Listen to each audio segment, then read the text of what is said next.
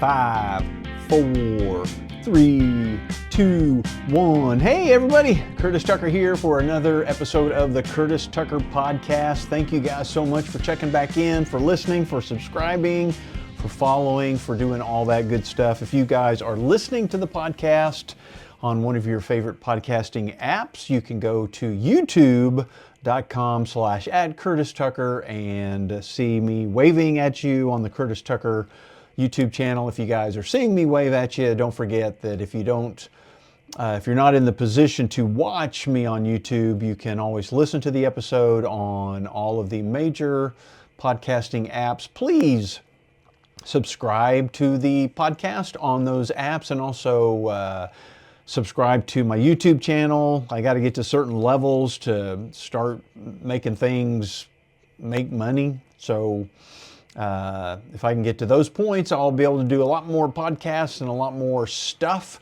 So appreciate you guys for sticking with me and for listening.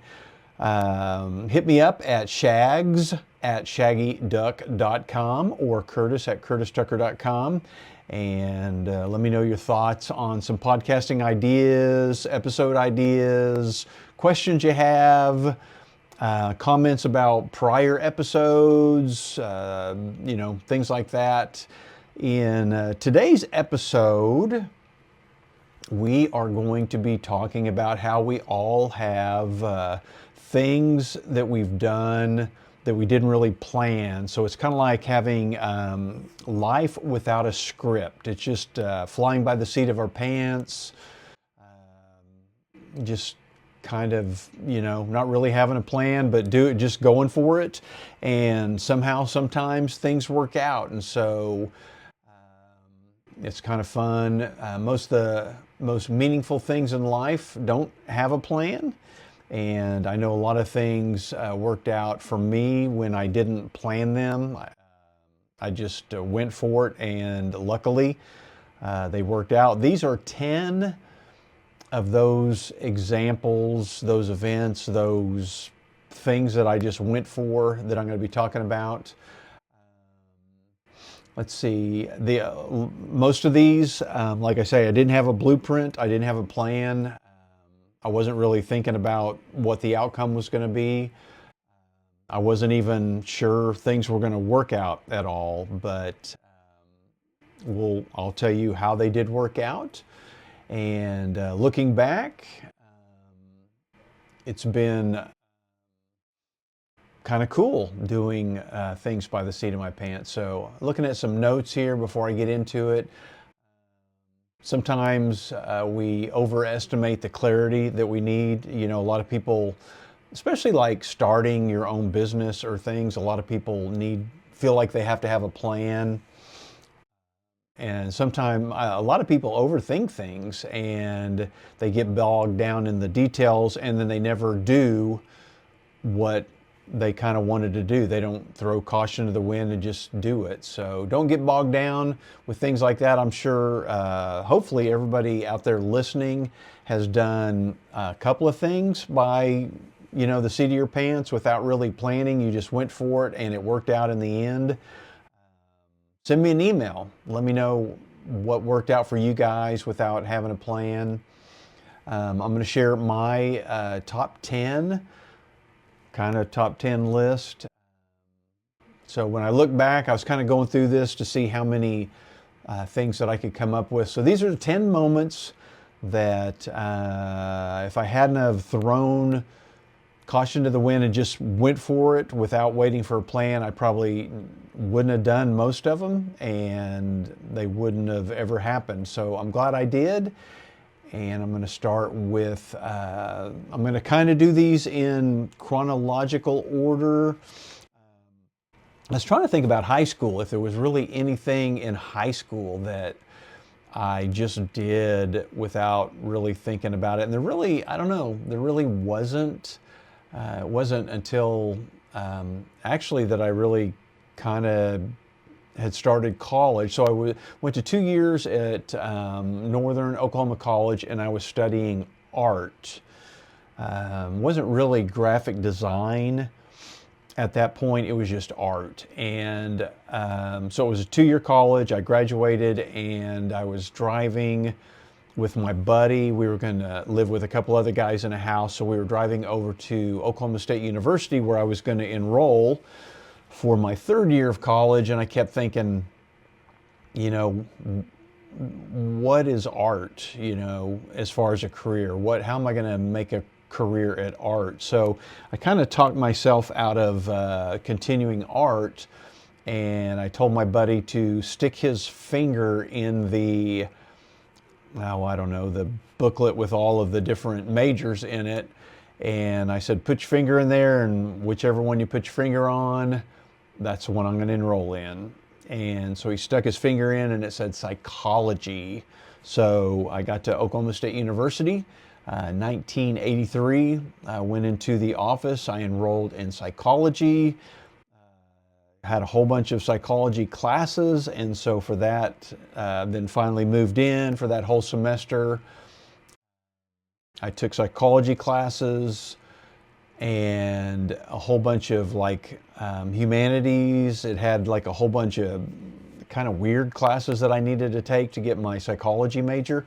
And after one semester, so this is one of the things that it didn't work out, but it did work out. And so after a semester, I pretty much knew and had decided that that was a goofy thing to do, that I was not going to be a psychologist. I was not interested in psychology. And so I switched my major back to art, but to graphic design for the 2nd semester of that year.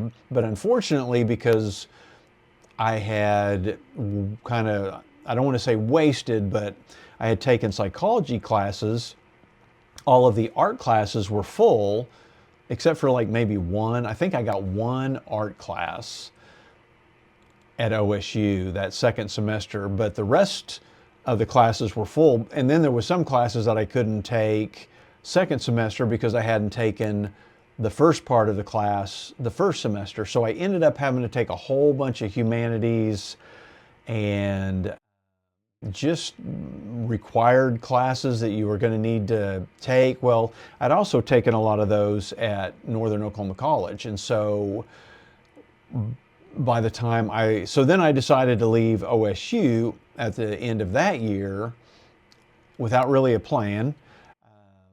You know, going to OSU, I didn't have a plan. It was kind of all my buddies were going to OSU, so I went. So I started asking around and I, you know, said, where is the best place to get a graphic design degree? And everybody said Central State University down in Edmond. So I transferred down there. And so even though deciding to go into psychology didn't work out, I didn't waste that year, because that year at OSU, I got all of my requirements and all of the odd classes that I had to take out of the way. So when I got down to Central State in Edmond, I needed to load up on a whole bunch of art and graphic design classes. And so I got to go to, it took me 5 years to graduate, so I had to take an extra year. But my last 2 years at Central State, I never left the art building. So I got a 2-year education of just art and graphic design classes, which was really cool because, like I say, I didn't have to go to any other building. I didn't have any English, math, science, none of those classes. The only classes I had for a straight 2 years were art classes. So it worked out really good. Got my graphic advertising design degree, and that led to some graphic design jobs, which led to this, to that, to basically what I'm doing today. So it all ended up working out. And again, that was kind of just throwing caution to the wind and going into all that without a plan, and it all kind of worked out. And then once I got into graphic design and had some jobs, I was still working in Oklahoma City. A big radio station down there was Rock 100 The Cat, which was a rock station, and every year they would put out a poster, which was their yearly calendar. and the designs on it, they would hold a contest every year and choose the one they like the best, and that would be the design they use that year. So on a whim, without a plan, I entered one year in 1988 without knowing anything about it.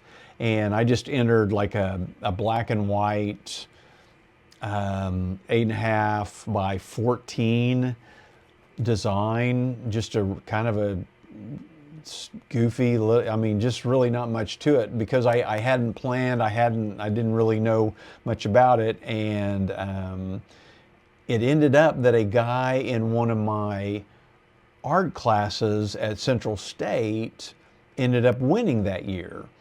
And I saw that he had done this big, colorful poster of the cat character in all these different Olympic events, because it was the year of the Olympics. And so kind of a light bulb went off in my head, and I entered the next year, and which was 1989, and that was the year that I won by doing all the little clues to 100 different rock bands. And then I entered another design in 90, and I got third place, and then I entered again in 91, and I won again. So I was a two-time winner of the cat calendar contest. But again, it was just something that on a whim, I thought, hey, let me throw in a design without planning. I mean, that first year was awful. I didn't plan, I didn't think about it, I didn't research, there really weren't any requirements, so I just did, what I thought. And by the second year, it got a lot better. So that was one of those really fun, cool things. Then I was working in Oklahoma City, number 3. I was working in Oklahoma City doing graphic design at a company that printed tabloids for grocery stores and retail stores. And then I started looking for a new job because I was wanting to leave that job. And I started looking in the Oklahoma City paper because I was living down at Moore at the time. So I thought, well, and so my wife at the time, my fiance at the time, was working for that company, and that's why they didn't want married couples working in the same department. So I was looking for a new job. So we had just planned on staying in Oklahoma City, or right there in Moore. So I was looking in the Oklahoma City paper, and an ad came up for an advertising director in Enid, Oklahoma, which of course is where I grew up and where all my family was. And so it didn't really have much information. It was a blind ad, and it had a made up name of the company, and it said send your resume. And so I really didn't have any advertising director experience. I'd never been an advertising director. I basically was a layout artist. And so I just, again, kind of threw caution to the wind. I, put down everything that I knew I could do on my resume, sent it in. Well, it just so happened that the company that was hiring was a company that we were printing for in Oklahoma City at the plant I was working at. And one of the owners of the company had been coming down to proof the ad, so she knew me personally because of coming down. And so she called and asked me if I wanted to come up for the interview. So I went up for the interview. So luckily, I was doing enough of what they needed done by already laying out the ads that they knew I could do that part of the job, that they hired me. And I basically just learned on the job, how to write radio ads and TV ads and do direct mail flyers, and and then everything else I just kind of taught myself. The prior advertising director wasn't doing, this was before web design and social media. Well, when that came along, I just learned that on my own. And so basically got a director of advertising design position without really having the experience. And that lasted for 13 and a half years.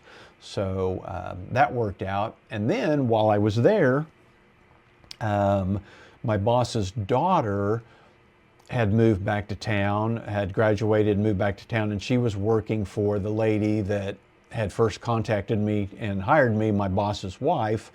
And she had opened up a fabric store next to the pharmacy, the retail store that I was the advertising director for. So I would see Denise coming in and out, and then she eventually became the manager of basically kind of both stores, the fabric store and the drugstore. And so I would see her, and by that time I was divorced and thinking about, I'd spent a year just kind of, just hanging out with the guys and going out. And I started thinking, I need to find somebody to date.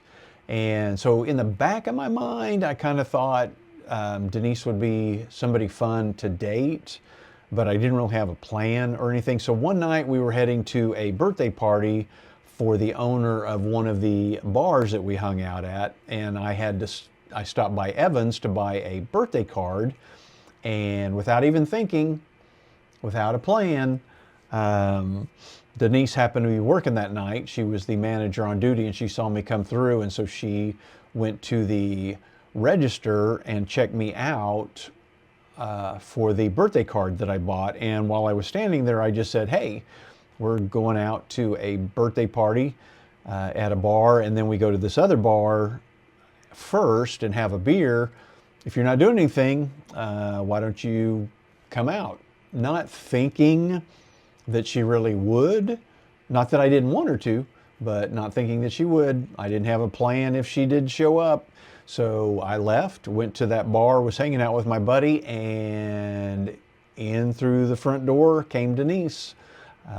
So no plan. I just decided to ask her kind of on a whim. She showed up. We immediately started dating, got married. Now we're on, I think, somewhere like 27 years married. So that all worked out.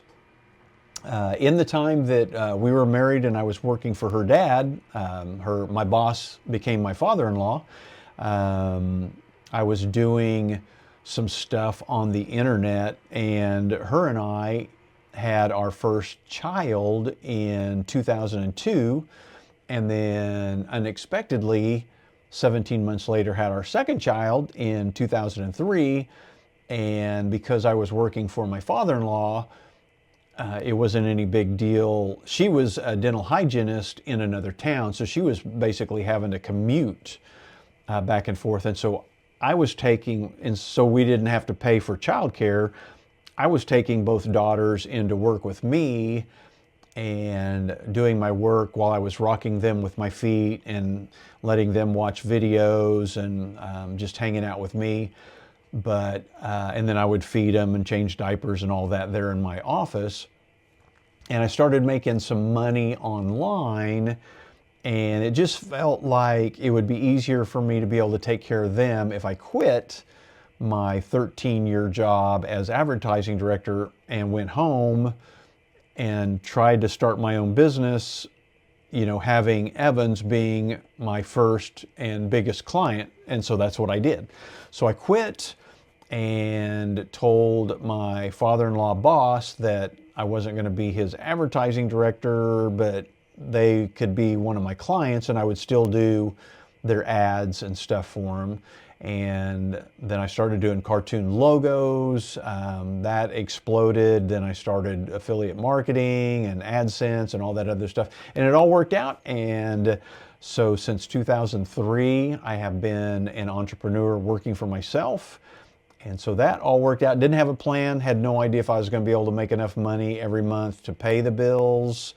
I didn't know about the affiliate marketing and the AdSense when I quit my job. I kind of figured I could do graphic design and some logos. I didn't know that the cartoon logos was going to take off the way they did. But anyway, it all worked out. So I got to work from home the entire time my girls were in school. I took them to school every morning. I would take them to lunch a lot of times. I would pick them up after school. and take them to wherever they wanted, and so they never had to go to daycare. Which, so you know, I might not, I might have been able to get a better, work my way up to better jobs for more companies, but the money that we would have spent on daycare would have lowered my income to about what I was making working for myself. So working for myself, I made pretty good money, but I didn't have to pay for daycare. So, which added to what I was actually really making. So that all worked out.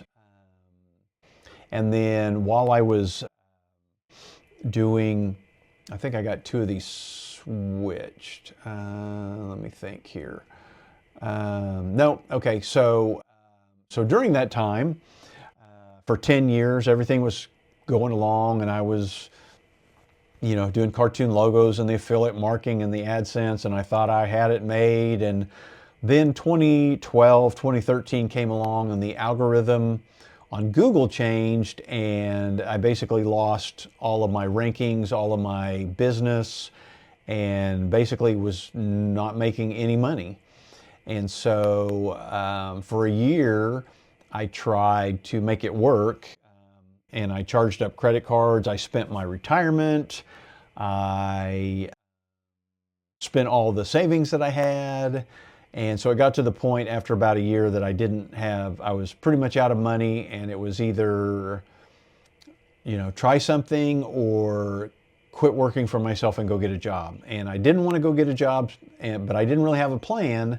But so I decided the only thing that I had that wasn't relying on Google for my traffic was a website called Enid Buzz, where I was providing people local information. And I had a couple advertisers, but you know, it was like it was less than $100 a month in advertising is what I was making. But I thought, well, let me see if I can get this going. So I didn't really have a plan. I just rebuilt the website, started posting a lot more. Then social media came along, Facebook pages came along.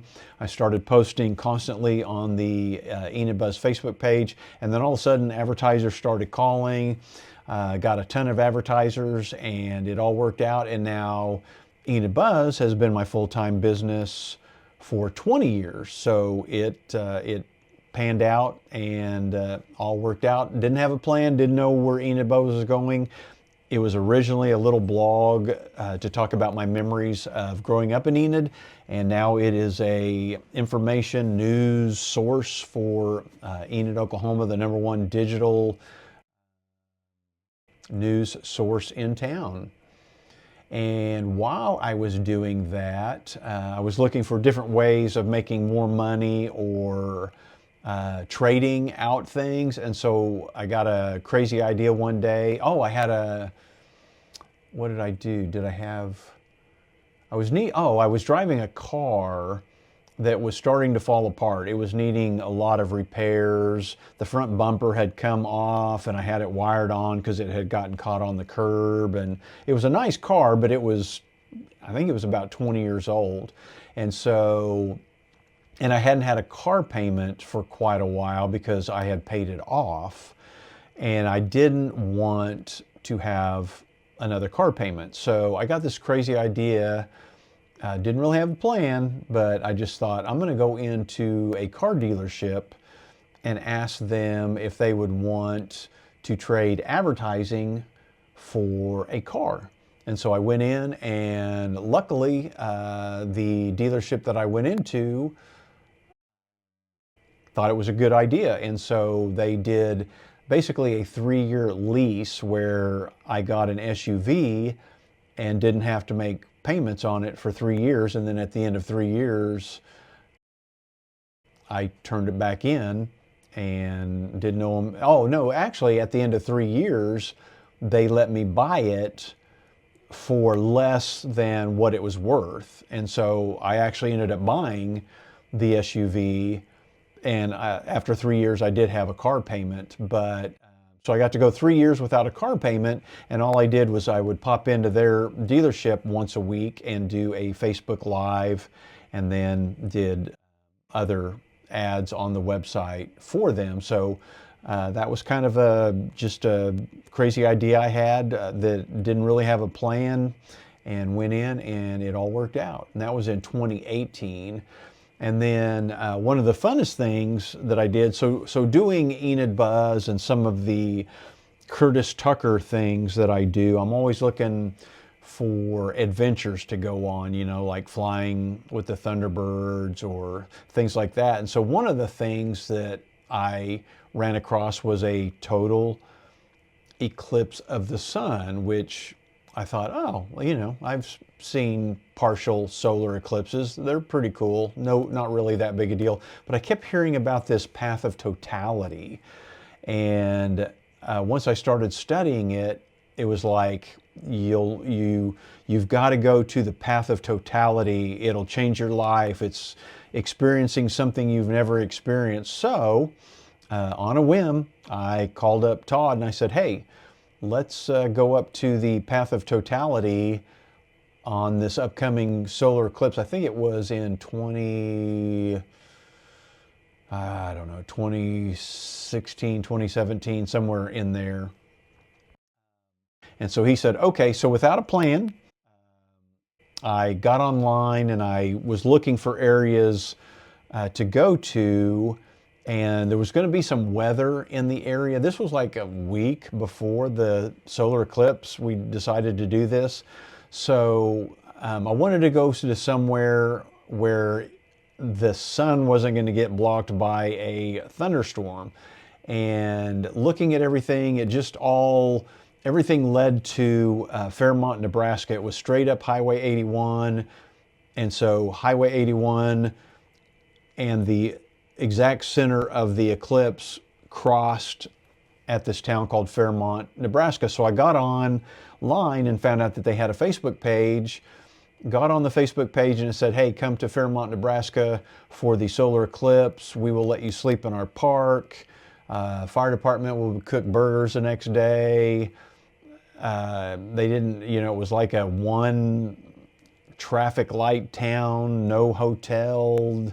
So really without a plan, we drove up to Fairmont, Nebraska, slept in their park, got up the next day, ate burgers, watched the eclipse, hopped back in the car and drove home. But it was one of the best experiences I've ever had in my whole life. So if you get to go to a solar eclipse, go to the path of totality, and it's basically where it goes completely dark for however many minutes. I think at that eclipse, it was like maybe 3 or 4 minutes. That was my first. I've been on a second, and then I've got a third one coming up here, actually in Enid, Oklahoma. So that was pretty cool. That was something I did on a whim. And then another thing on a whim, I had contacted the BOK Center over in Tulsa. I signed up on their media list, and I said, hey, if you guys ever have any press releases, send them to me. I'll let people in Enid know what concerts and stuff are coming up. And so one day I got a email saying, hey, we are going to be doing a press conference with Garth Brooks. He is coming out of retirement, going back on the road. He's going to have this big press conference. All the major television stations in Tulsa and Oklahoma City and radio stations are going to be there. Do you want to come over and cover the press conference?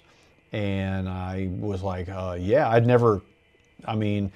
at that point, I think that was like around 2015. And so I'd only been doing Enid Buzz full time for about 2 years, and I'd never really gone to cover a major press conference, let alone Garth Brooks in Tulsa, Oklahoma.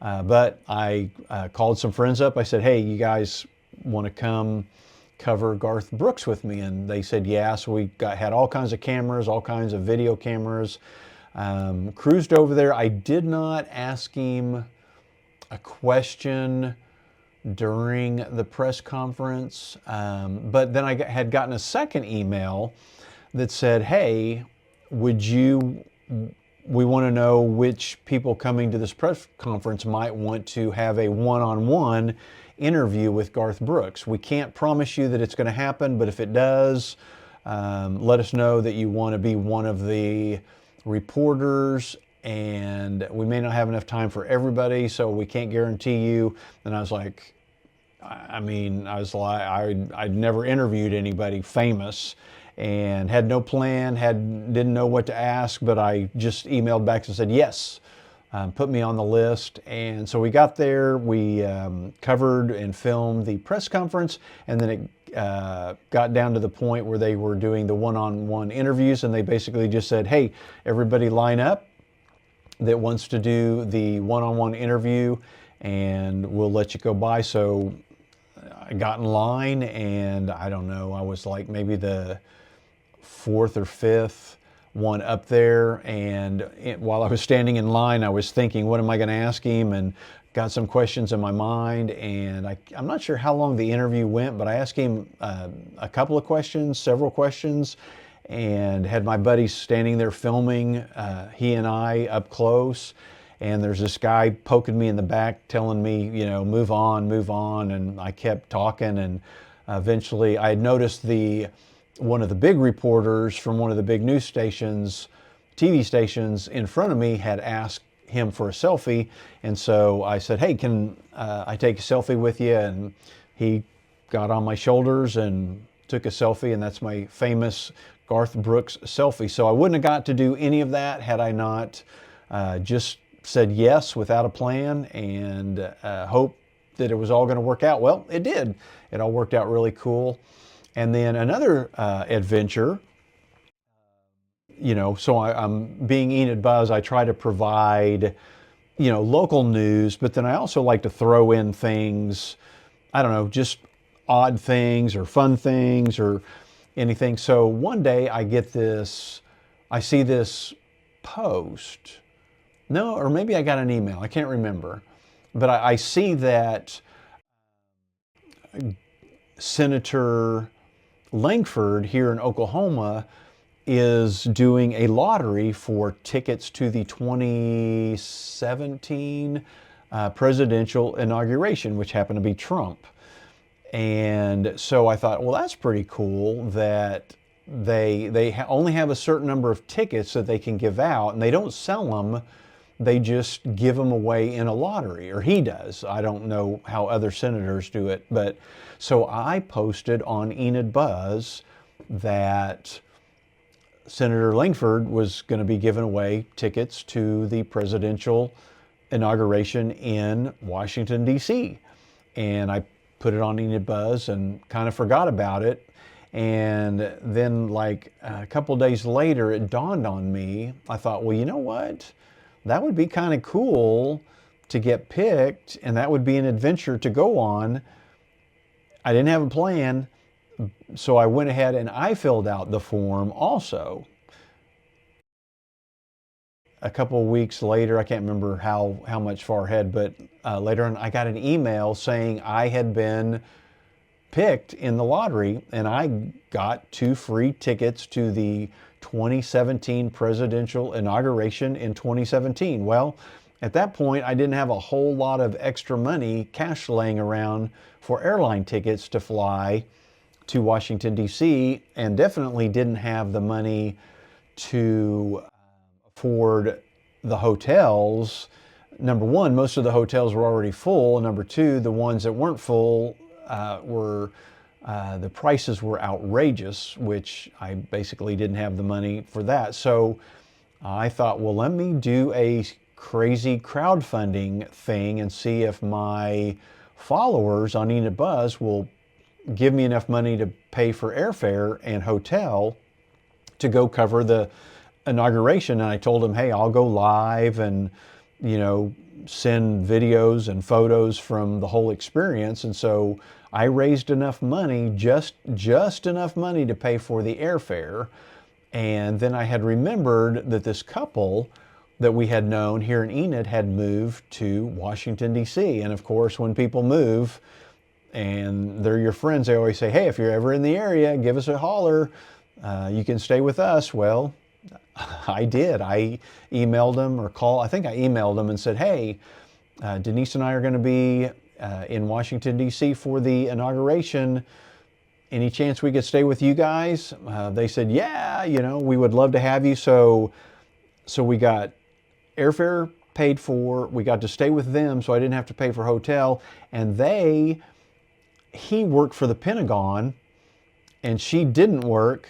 So she picked us up from the airport so we didn't have to rent a car. She drove us to the Pentagon to see him. He gave us a personal tour of the entire Pentagon, which was super cool. And then we went to their house and stayed and ate. And then one of them, drove us to the subway in the morning. So we took the subway to where we needed to be for the inauguration. Denise and I think, walked 10 miles that day. So we did the inauguration, then we went and saw, a lot of the, monuments and things. And they had streets blocked off for the parade. We saw the parade, but, didn't need a car because we just walked, because all that's kind of in this one big area. And then took the subway back where they picked us up, took us back to their house for another night to spend the night, and then they took us early the next morning to the airport. And so within about 48 hours, we were on our way back to Enid. So had I not thrown my name in the hat to get tickets to the inauguration, I never would have done all that. And then, I guess that was number 10. So that was, the 10th. I'm sure there's some more, but those were kind of my top 10 things that I did without a plan, life without a plan. That, so if you're out there and there's some things have come up and you didn't do them, look at my example of the things that I did, that I just decided to try without a plan, see what would happen. They all tended to work out. None of those did I have a perfect plan. None of them came out exactly perfect, but they came out pretty positive for me. At the time, those decisions didn't feel bold or that I was certain, of what the outcome was going to be, but I didn't let that stop me from, I didn't let not having a plan stop me from going ahead and trying them.